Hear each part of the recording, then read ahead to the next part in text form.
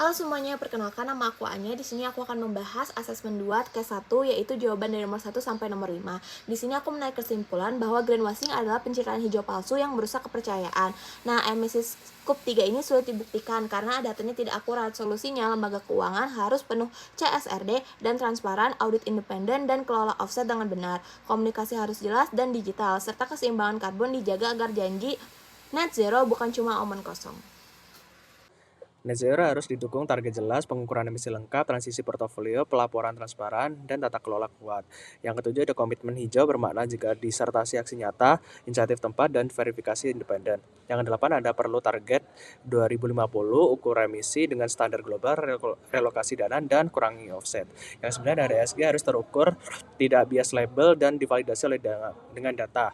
Yang Kesimpulannya ke-10 sendiri ada adalah kualitas bahwa data analisis ditingkatkan resiko lewat kualitatif digitalisasi, merupakan pendekatan yang penting standarisasi, yang kolaborasi, memungkinkan dan audit identifikasi pihak dan juga ketiga. penilaian resiko secara efisien dan juga cepat, khususnya dalam saat data terbatas. Meskipun rentan terhadap bias subjektif, dalam studi kasus Garuda Indonesia, pendekatan ini terbukti efektif untuk mengungkapkan berbagai macam resiko strategis, baik itu di sisi pastel ataupun SWOT analisis. Untuk meningkatkan ketepatan pengambilan keputusan, hasil kualitatif perlu diintegrasikan dalam metode kuantitatif melalui matriks resiko dan juga scoring numerik. Keseluruhan analisis menunjukkan bahwa strategi mitigasi resiko yang tepat seperti pengendalian biaya, transformasi digital dan hijau, serta penguatan tata kelola sangat krusial dalam menjaga keberlanjutan dan juga reputasi perusahaan, Halo semuanya, saya terutama Fani. Di di sini saya sektor akan membahas infrastruktur tentang yang asesmen kompleks 4, dan yaitu juga penanganan regulasi yang risiko ketat. kuantitatif pada PT Garuda. PT Garuda sendiri menghadapi risiko kompleks pasca pandemi seperti tekanan likuiditas, tekanan jangka pendek, fluktuasi harga aftur, dan persaingan pasar. Nah, analisis risiko kualitatif mengidentifikasi lebih dari 30 risiko dari kelas keuangan, terus juga operasional hingga eksternal. Untuk itu,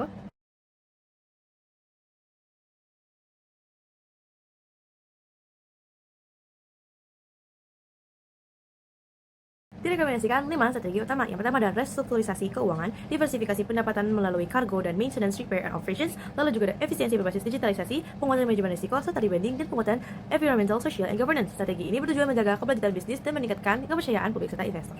Perkenalkan, saya Belvana, dan di sini saya akan menjelaskan mengenai analisa non-sistematis, yakni analisis rasio keuangan pada PT Garuda Indonesia Tbk per 31 Desember 2024 dan 31 Desember 2023. Pada tabel ini terlihat bahwa indikator current ratio, quick ratio, dan long term to debt equity terjadi penurunan, sementara terjadi peningkatan pada debt to total asset dan debt to equity. Sekian.